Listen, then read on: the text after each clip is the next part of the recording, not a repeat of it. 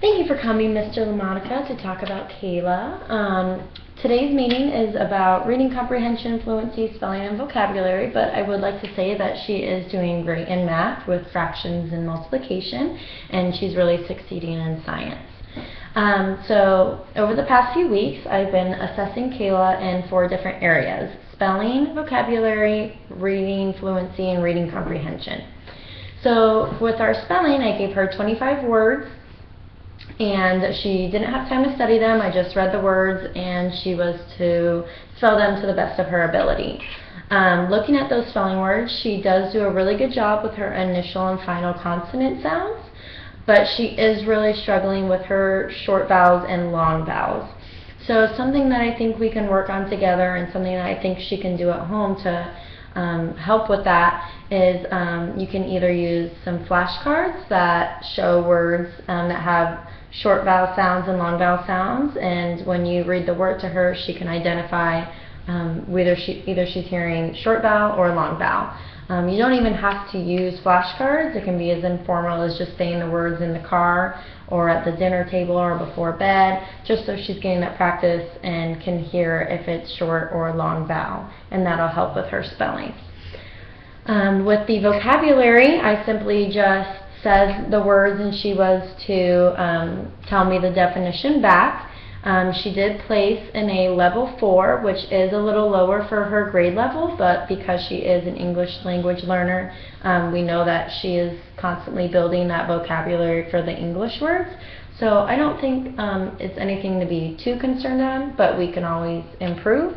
So I'll definitely work with her in class one-on-one on those vocabulary words and help find some passages that have some of those vocabulary words that can help gain that background knowledge, and go over teaching her how to use context clues, so it's not a struggle when reading a passage and not knowing a word. She can figure it out. With the fluency and reading comprehension, she was given a passage, and I was listening for the words that she was pronouncing incorrectly, if she was making any self-corrections on those words. There were a few times where she self-corrected, but for the most time, if she started to sound out a word and couldn't figure it out, she just skipped to the next word. And her pace is not where it needs to be. She's doing 1 to 2 words at a time, not a gradual flow.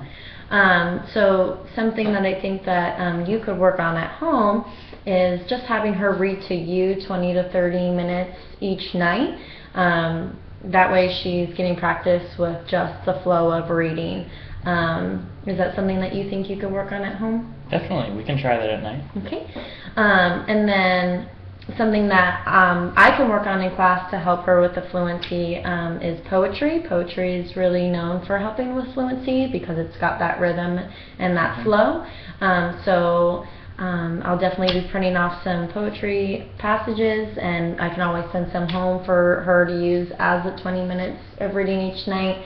Can also encourage her to check out some poetry books from the library here at school, and she can take those home and read at night, or when she's done with her tests at school, she can do that. And lastly is the reading comprehension. She actually did really well, which was kind of surprising because most students who have a hard time with fluency also struggle with their comprehension because they're so focused on reading and pronouncing the words that they're not gaining the meaning. But with the passage that she read to me, she was able to retell me everything that she read using details.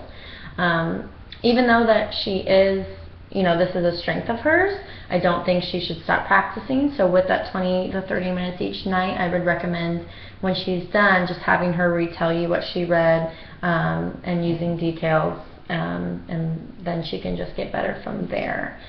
Do you have any questions? I don't. You've covered everything. All right. Thank you, Mr. LaMonica.